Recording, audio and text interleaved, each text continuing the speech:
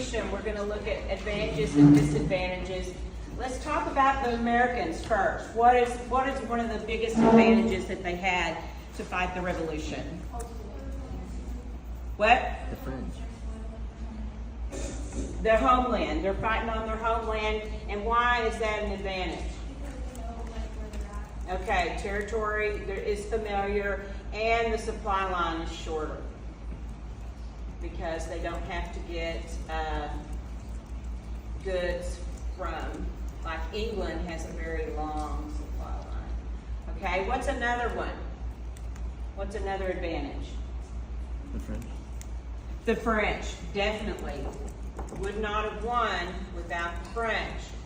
And so the French are going to agree to come in to the war as a result of what? Battle of Saratoga. And then they will sign the Treaty of Alliance with the United States. In other words, if we need you to come to our aid, you will, vice versa. And this is causing problems in foreign policy later on, so it's important you understand this. This is very important. Okay, any other advantages? There's a big one. Leadership, absolutely. They have better generals. You know, you have George Washington and Nathaniel Greene and a few others. But their leadership, they have military experience. They had fought in the French and Indian War, they fought alongside the British, and they learned a great deal from the British. What is one of the biggest disadvantages the Americans have? They were farmers. They're farmers, the military still is not trained. Okay? But they're using this guerrilla warfare. Okay? To fight the war. All right, what's another big disadvantage?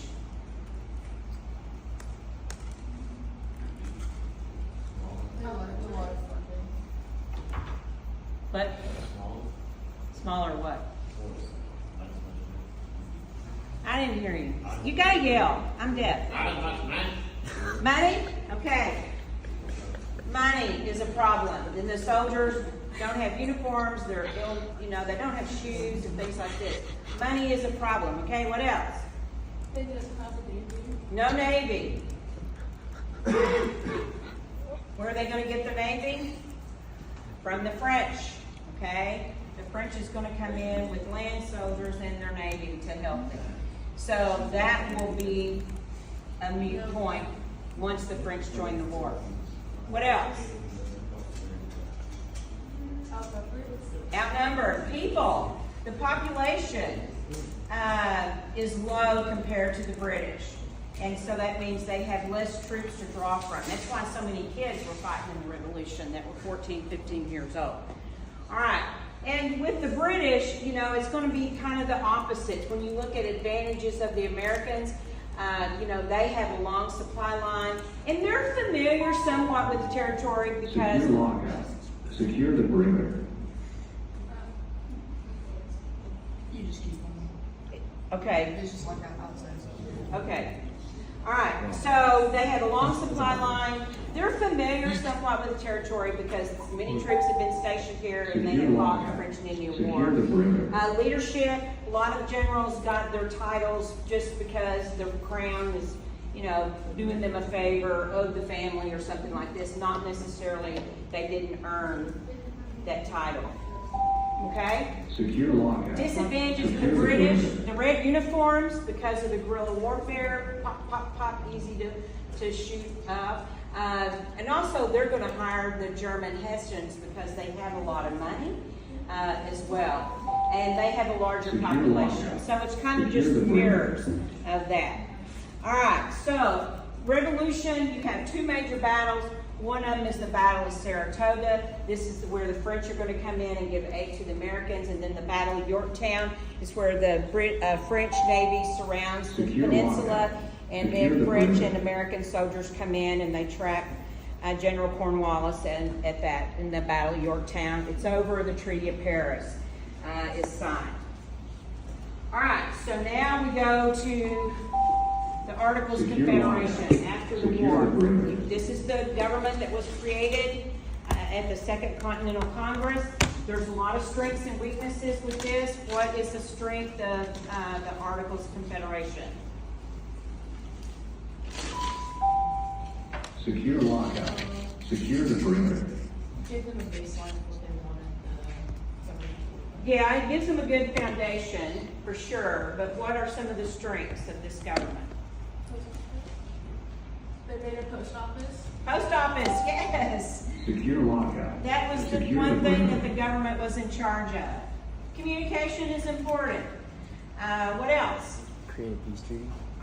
They successfully negotiated the Treaty of Paris to end the war and get some concessions. Secure lockout. What else is Secure the another perimeter. strength? 2 pieces of legislation that are very important. We're going to continue talking about them throughout history until we get from sea to shining sea. The Northwest Ordinance, Secure lockout. and this Secure is the perimeter. how basically the settlement of the West, how territory becomes a state. It gives these guidelines based on population, and then that territory will become a state. And then there's another one, this is the land ordinance. Many of you Secure got these lockout. mixed up. Secure The the land perimeter. ordinance just creates this grid system. You know, you have 340 acres, and then it's divided in half, and then in quarters, and things like this. This is the grid system. Thomas Jefferson created this. This Secure is how the lockout. land is going to be Secure the divided and perimeter. sold. So this is some good strengths. However, what are the weaknesses of the Articles of Confederation? No army, because basically they didn't Secure have the lockout. money. So they Secure the didn't perimeter. have the power, no taxation, the government didn't have the power. Where did the power rest The under the states. Articles? The states, okay? So the state government held all the power. You had one Secure branch lockout. of government, that Secure was the the perimeter. legislative branch. And each state got one vote. It was very hard to amend the articles as a result of that, because you can't, remember some of the things that I was telling you, bill laws that couldn't be passed, and we had a lot of jealousy Secure the between the perimeter. states. So it was hard to amend, because you had to have 9 out of 13 states. Also, there's no executive branch, and there's no judicial branch. I'm writing real sloppy, but listen to what I'm saying, okay? Secure So these lockout. are the weaknesses. Secure the What was perimeter. the catalyst that pointed out these weaknesses to all American people? Shays' Rebellion, absolutely. So you need to know these rebellions. Shays' Rebellion, it was Western farmers lockout. in what state? Secure the perimeter. Mississippi. Massachusetts. Okay, debt-ridden farmers, because you're thrown in jail if you have debt, and then if you lose your land, you also lose Secure what? lockout. Secure the perimeter. Vote. Vote, the right to vote. So this was the catalyst event that said, hey, maybe we need a new government. So they we have the Constitutional Convention. Madison it was Hamilton Secure had lockout. called Secure the the perimeter. Trade Convention, because trade was hindered. But then not many people showed up, and then this happened, so we had the Constitutional Convention. 55 delegates showed up from the states. Most of them were educated, had experience, Secure and were lockout. landowners and Secure the wealthy. perimeter. And so at the convention, there's some problems. What is one of their big They issues? couldn't agree on what to make law. Yes, so we have the Great Compromise, because Madison showed up with the Secure form of lockout. government, that's the Secure the Virginia perimeter. plan, and then the New Jersey plan was the Articles of Confederation kind of on steroids. It's fixing this, okay? But so they had what we call the Great Compromise, and this is where basically Secure the lockout. government is Secure the created. perimeter. You have 3 branches of government, and then they outline the duties and requirements for each of these branches. You have the executive branch, and then you have the legislative branch, which is split into 2 houses, one Secure based on lockout. equal population Secure and one the based perimeter. on population. Equal representation, and then one based on population. And that's the House of Representatives. And that is the only branch of government that the people directly elect. I think that was on the quiz. The campus emergency has been cleared. And so this was a big one. It creates the 3 branches of government. What's another issue that come up at the convention? Well, yes, this is settled. You have the House of Representatives, but what about that? Huh? All right, it's nice, well, it's very critical.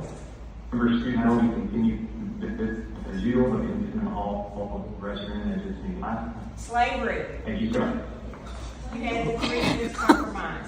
So if you're going to count for population, the Southerners, of course, wanted to count for slaves, and they said, well, you're going to count them for based on population, and then you have to count based on representation. We're going to come back to this. You need to know this. This is something we're going to keep looping back to over and over again. And then, of course, you had the Commerce Compromise as well. The government is going to control Congress is going to control interstate. The states will control intrastate. So there's interstate, it's controlled by Congress, and then intrastate, each state will have that. And there's going to be some conflicts, and we'll be talking about that later. So these are mainly the 3 big compromises. When you look at the Constitution, if you read it, it's just a series of compromises between the North and the South because of the 2 economic systems. First president is going to be Washington. What's the biggest problem All right, facing the Richard High School, nation? great job. Key here is make sure that you continue to check in on right 30 yourself accounted for first, and then your student. Great job. Okay, what's the biggest problem facing the young nation?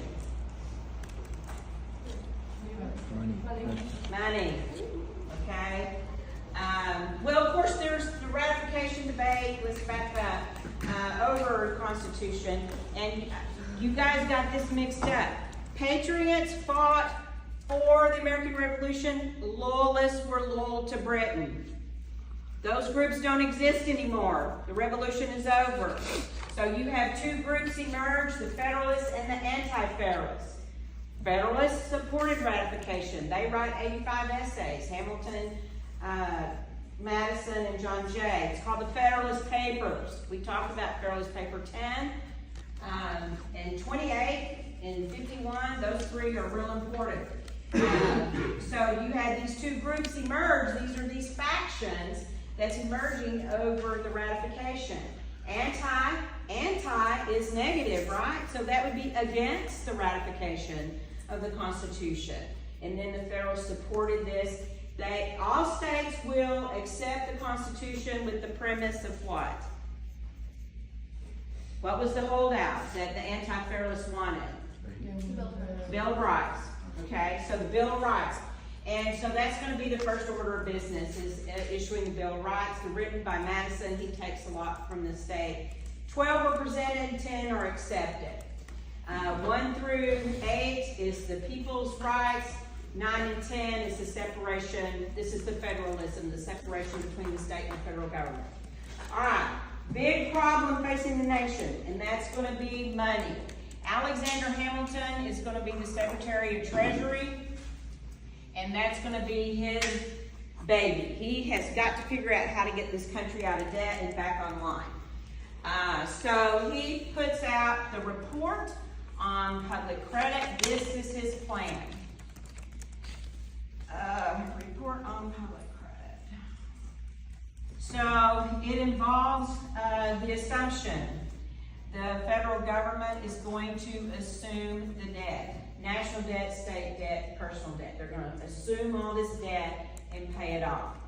Part of the assumption plan is funding. Then we have funding the debt at par.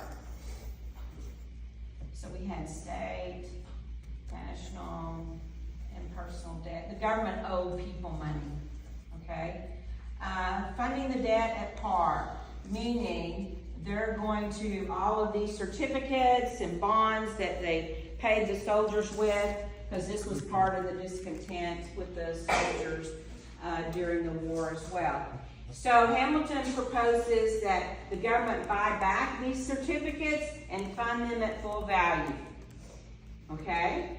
And then the third part of it is going to be the Bank of the United States, the bus. All right, now, this is printed in the papers. It's going around. Madison and Jefferson are opposed to this. One of the reasons why some of the states had paid down their debts, and they didn't feel like this was fair. And Jefferson feared, like, debt is dangerous. Debt leads to high taxation. Think about what happened with the French and Indian War, okay? The British had a lot of debt. They started taxing the colonists. And so Jefferson saw this. He said, debt is dangerous. Madison was against this part because all the money was going to go to speculators and none would to the original bondholders. So they refused, and Madison is in Congress. He's very popular. He's very powerful. So he is not going to push this bill through.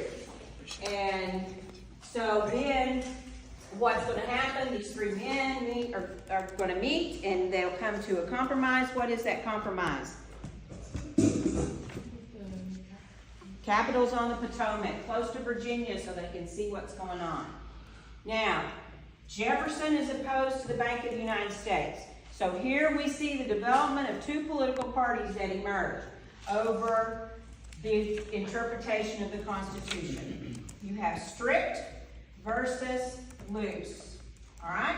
So Jefferson is adhering to this ideology, strict construction of the Constitution, and he says nowhere in the Constitution does it give the president the power to create, the Congress the power to create a bank. Hamilton says under the necessary and proper clause, it's there. So he takes the loose interpretation of this. Jefferson is arguing Washington will side with Hamilton, he will sign the law, and the bank is created. As a result, Jefferson will resign and go back and start putting stuff in the newspapers and rallying his troops and gathering his base. This is a very important issue, strict versus loose. We still have issues today about interpretation of the Constitution.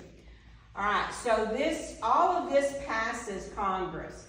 Then Hamilton's other plan is about manufacturing. So he puts out the report on manufacturers, and in this report, he's asking that the government subsidize industrialization of the United States. Mainly it's the textile industry. This is the only part of his plan that will not pass because of the South. You know, they're an agrarian. Most of the people in the United States are farmers, and they see problems with this, so it is not passed. All right, so we've got, let's see, foreign policy becomes a big problem, mainly because of the French Revolution.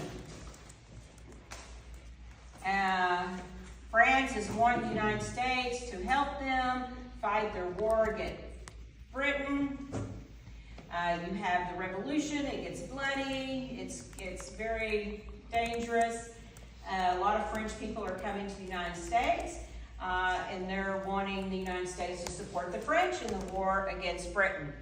Washington, however, will issue what we call neutrality, stay neutral with both sides.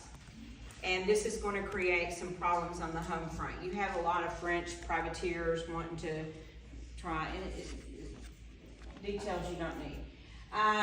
So foreign policy is an issue. And as a result, Britain is capturing American ships, impressing soldiers, impressment, forcing people to serve in the British Navy. And the French are calling out, hey, you signed this treaty of alliance saying you would come to our aid. But the argument is, who did they sign the treaty with? The king. Who's in charge? Well, you know, from day to day it changes in France. So Washington wants to stay neutral. He wants to trade with both Britain and France, but the United States is kind of caught in the middle of all of this. So, in regard to the British capturing ships and seizing men, he sends John Jay over there. So we have Jay's Treaty. The South wants their money for their slaves that the British hauled off. The Western people want the British to leave the forts because they're aiding and abetting the Indian attacks against the settlers in the West. And then, of course, the merchants want to be compensated for the ships for the cargo that was the British stole, hijacked in the Caribbean. When the treaty comes back, no one gets what they want, except they got some trading rights in the Caribbean.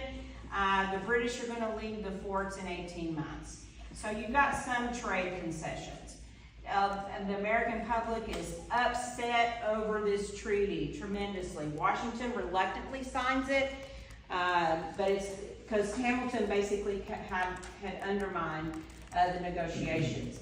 So Jay's Treaty is not a treaty. People in America hated it. They didn't get anything. They didn't get any concessions at all. But the Spanish said, hey, they're aligning with the British. They don't know what's in the treaty. And Spain owns this territory because France and Spain had switched titles to that territory. So they want to negotiate with the United States because they had shut off trading rights on the Mississippi River and the Port of New Orleans. So they're going to negotiate, and the United States will get favorable concessions with the Peace Treaty. They get trade on the Mississippi, and they get the right of deposit in New Orleans.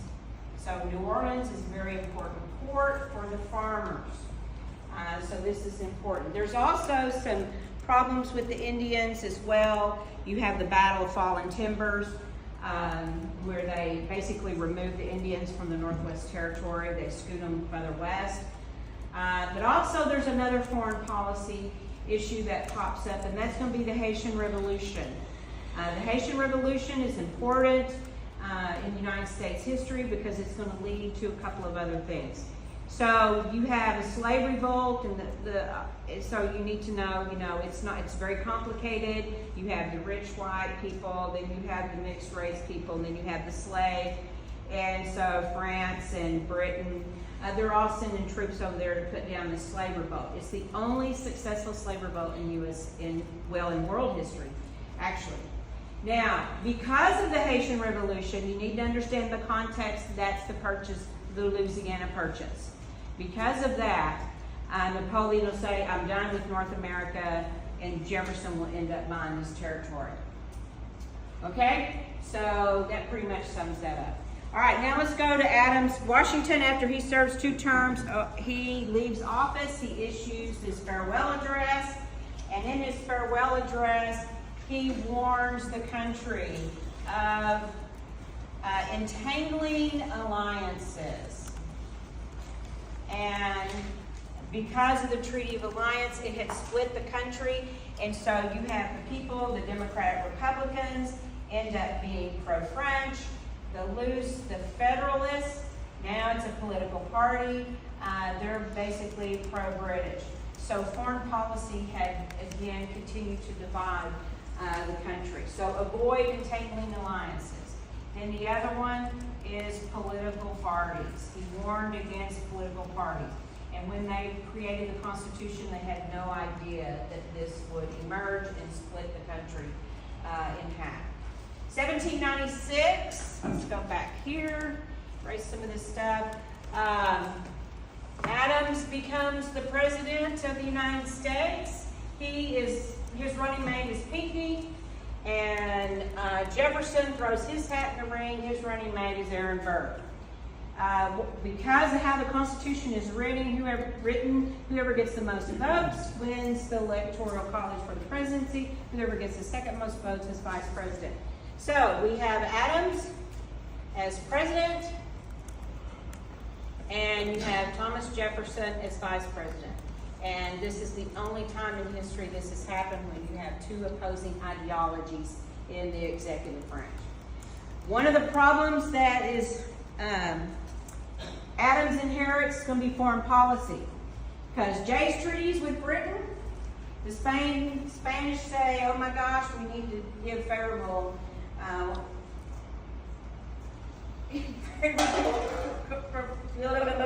to the United States. They're afraid of American and British alignment. And the French see the Jay's Treaty as a threat as well, that the United States is aligning with the British. So they start capturing ships, and we end up in what we would call a quasi-war. It's an undeclared war as a result. I left one thing off and we'll go back to it because I just remembered it. Quasi-war. So Americans are going to have to, they're capturing ships in the Caribbean, and as ships are headed to British ports as well. This is an undeclared war. So to prepare the country for the war, there is a tax, and it's called the window tax or the hot water tax. So this is to raise money for a navy to prepare for war just in case. The country is extremely divided. There's rioting in the streets, pitchforks. So this is very scary, threatening Adams. You have a lot of French and a lot of Democrat Republicans that support the French and they hate the British, vice versa. So Adams is going to pass the Alien and Sedition Acts. Okay? And the Alien Act has to do with immigration. This gives the president the power to deport any immigrant that is deemed dangerous. So there's a lot of French in the country. And it also raises the time period for a person to become a citizen from 7 years to 14 years, I believe. So this deals with immigration, gives the president the power to deport. Sedition is rioting. So you have a lot of Democrat Republican newspapers that are criticizing Adams, and so this basically is a law that states you can't criticize the government or the laws the government has passed or the president. So as a result of that, they're going to shut down a lot of these Democrat Republican newspapers. Editors will be put in jail as a result. Now, there's nowhere to go. This is clearly a violation of the First Amendment, freedom of speech, but there's nowhere to go. You can't go to the courts. Who controls the courts? The Federalists do. Okay? So, Jefferson and Madison, who is the father of the Constitution, come up with this theory, and so they write what we call the Virginia and Kentucky resolutions. And this says that the states have the power to nullify a federal law if that law is in violation of rights, individual rights. Can you see that? You can't see that. So that's where we are. It's a theory. It wasn't really tested. It really didn't go far. But it's still there. And we're going to come back to that. So in 1800, we're going to see a repeat of Jefferson and Adams in that election. One thing I left out is the funding of the debt is going to be an excise tax on whiskey, and you end up with the Whiskey Rebellion. These are farmers in what area, geographic area? West what state? Pennsylvania.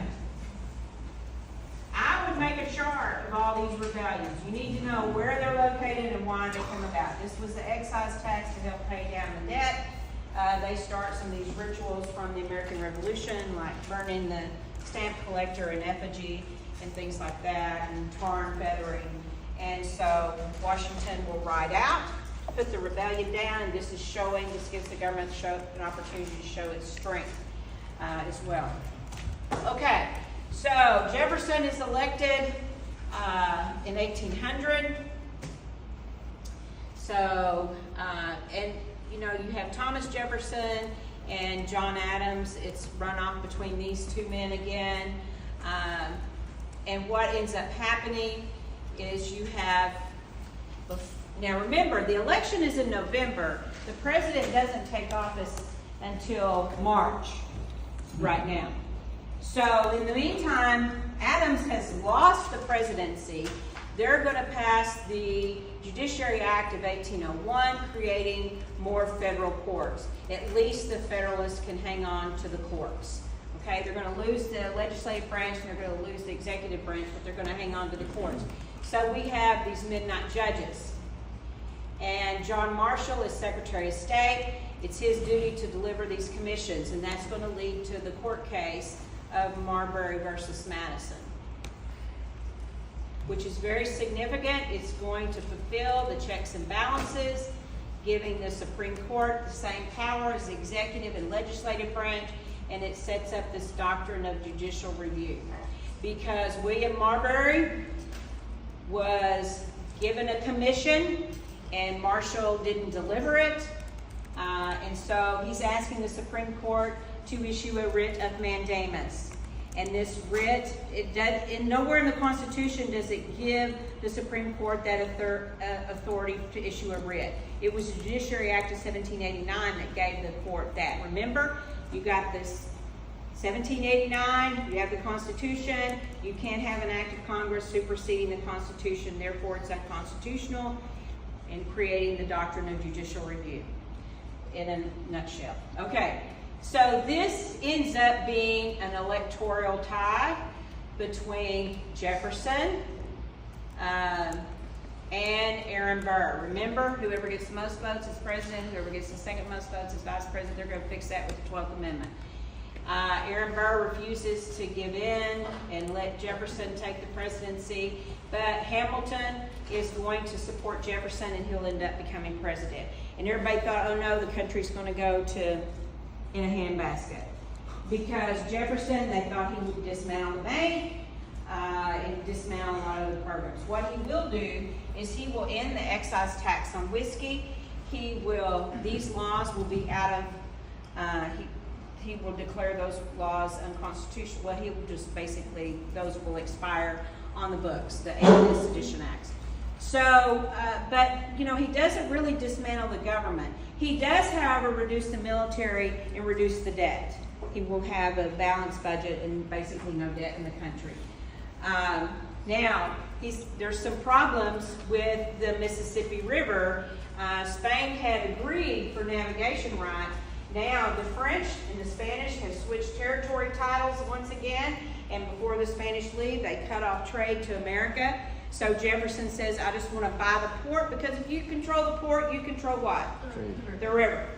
And so Napoleon said, well, you know what? You can just have it all. I'm done with North America, because he had cost him so much money for Haiti, and he just didn't want to try to create an empire in North America. So we have the Louisiana Purchase. What's the problem with the Louisiana Purchase?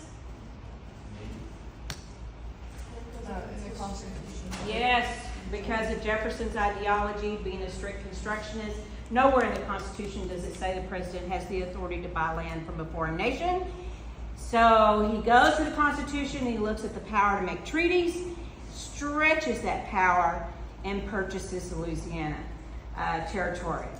Now, he's criticized very badly as a result of that, but he does what's best for the nation because this will benefit farmers. He supports he says the future of this country rests with the agrarian people. People who toil with the soil are more virtuous and are trustworthy than the Eastern bankers and speculators. Okay? So, but there's another problem too. Does the United States have the money to buy this territory? Absolutely not. So they have to borrow the money. So we got debt. What did Jefferson say about debt? It's dangerous.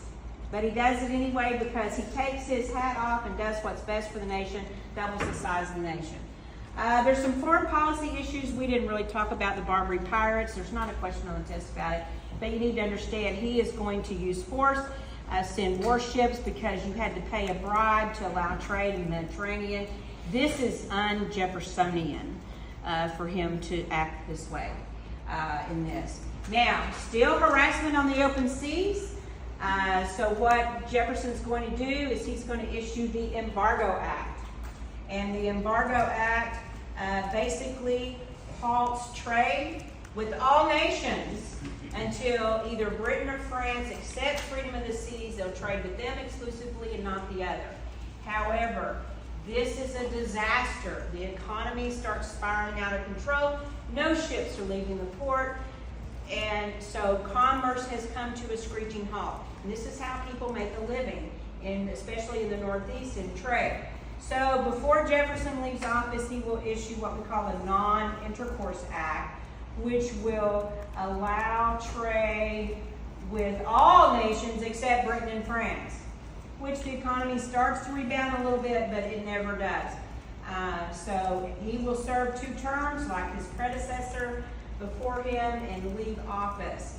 Now, he left a pretty powerful government, especially because Marshall really is the Supreme Court Justice, who really didn't know how Jefferson would handle this, but he leaves it intact. So now we have a very powerful judicial branch, and we have a very powerful government because of some of the actions that he has taken. And then, of course, the legislative branch is controlled by Democrat Republicans during this time period.